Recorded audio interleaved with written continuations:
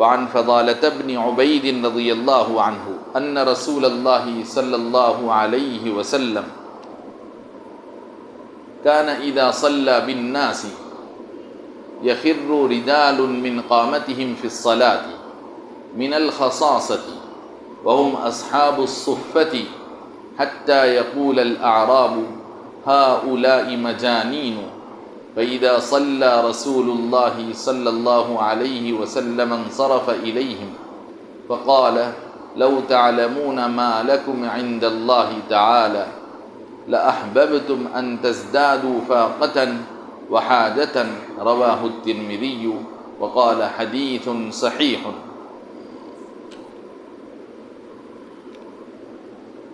حضرت فضالہ بن عبید رضی اللہ عنہ سے روایت ہے کہ رسول اللہ صلی اللہ علیہ وسلم جب لوگوں کو نماز پڑھاتے، جب آپ نماز کی امامت فرما رہے ہوتے نبی پاک علیہ الصلاۃ والسلام، اور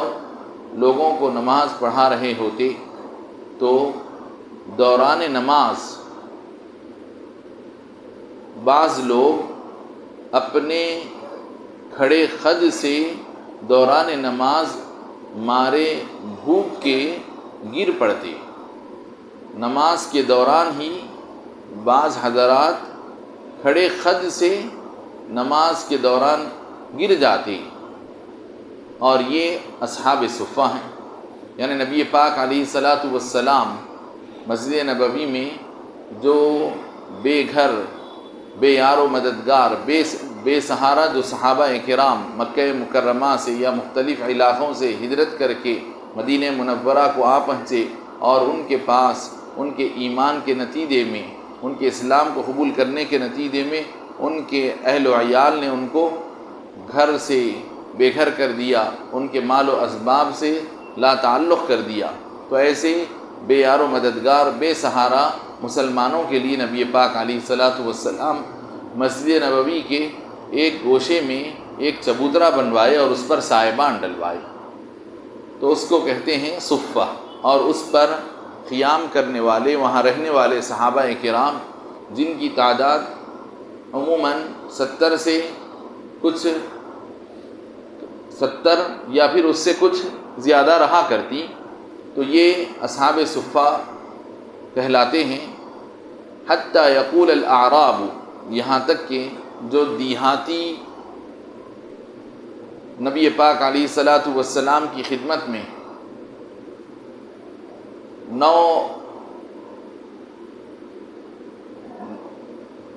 مسلم کے طور پر، یعنی نئے نئے اسلام قبول کیے ہوئے جو حضرات حضور کی خدمت میں آتے، جو حضور پاک علیہ الصلاۃ والسلام کی خدمت میں رہنے کا زیادہ ان کو موقع نہیں ملا، وہ لوگ یہ سمجھتے کہ یہ جو اصحاب صفہ کھڑے خط سے گر جا رہے ہیں، تو وہ یہ سمجھتے اور کہنے لگتے یہ لوگ کوئی پاگل لگ رہے ہیں، یہ کوئی مجنون لگ رہے ہیں، ہؤلاء مجانین۔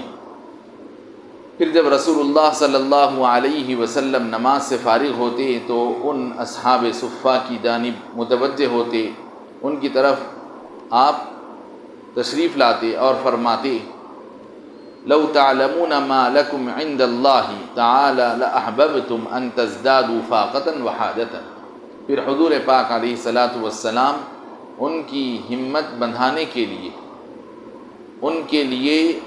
اللہ کے پاس کیا فضیلت اور درجات ہیں ان کو بتاتے ہوئے ارشاد فرماتے ہیں، اگر تم کو معلوم ہو جائے،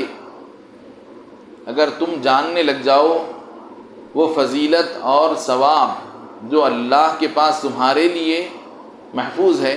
تو ضرور تم اس بات کو پسند کرو گے کہ تم فاقے میں اور اپنی بھوک میں اور زیادہ سے زیادہ بڑھتے جائیں۔ اس کو روایت کیا ہے امام ترمذی نے اور فرمایا کہ یہ حدیث صحیح ہے۔ مطلب اس کا یہ ہے کہ اللہ کی خاطر جو تکلیف برداشت کی جاتی ہے وہ ضائع نہیں ہوتی، تو اللہ کے دین کے راستے میں اپنے ایمان کی سلامتی کے لیے، یعنی اس کا مطلب یہ ہے کہ آدمی اگر اللہ کی جانب سے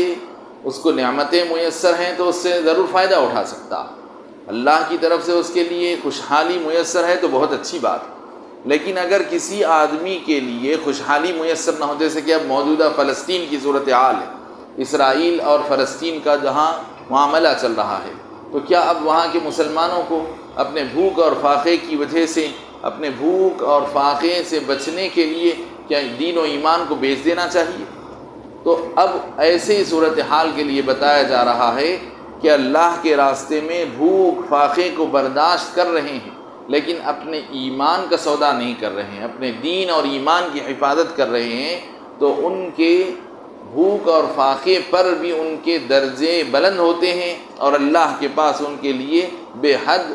بے شمار ان کے لیے ثواب اور فضیلتیں رکھی ہیں، جس کا دنیا والوں کو کوئی اندازہ ہے نہ علم ہے۔ حضور فرماتے ہیں اگر تم کو اس کا اندازہ ہو جائے گا تو تم اس بات کی خواہش کرنے لگ جاؤ گے کہ تم پر اور زیادہ فاقہ آئے، اور تمہارے لیے اور زیادہ اللہ کی طرف تمہاری احتیاج اور حاجت مندی اور زیادہ بڑھتی چلی جائے۔ جیسے کہ دیکھیے شہید کے لیے بتایا گیا، شہید دنیا والوں کی نظر میں تو موت کا مزہ چکھ رہا ہے، لیکن شہید جو شہید ہوتا ہے اس کو شہادت کا حقیقی مقام اور مرتبے کا اس کو علم ہوتا ہے، اور جب کوئی بندہ اللہ کے راستے میں شہید ہوتا ہے، اور جب وہ اللہ کے پاس اس کے لیے کیا مقام اور مرتبہ، کیا اجر اور ثواب، اس کے لیے کیا فضیلتیں رکھی ہیں، جب اس کو دیکھتا ہے تو حدیث شریف میں آتا ہے کہ وہ آدمی خواہش کرے گا اللہ رب العزت سے کہ اللہ تو مجھے بار بار جنت میں لوٹاتا، دنیا میں لوٹاتا جا، کہ تو کاش کہ مجھے اس طرح دنیا میں بار بار کئی مرتبہ کی زندگی عطا فرماتا، اور میں ہر مرتبہ تیری راہ میں اپنی جان قربان کر دیتا۔ تو یہاں بھی اسی طرح جیسے وہ شہید اپنی جان کی بار بار بازی لگانے کی خواہش کرے گا، ایسے ہی یہاں پر جو لوگ بھوکے ہیں، فاقہ کش ہیں، وہ بھی اس بات کی خواہش کریں گے کہ اللہ کے راستے میں ان کو بار بار فاقہ نصیب ہو، کیونکہ اس کے نتیجے میں ان کو بہت بڑے اجر اور ثواب اور مرتبے ملتے ہیں۔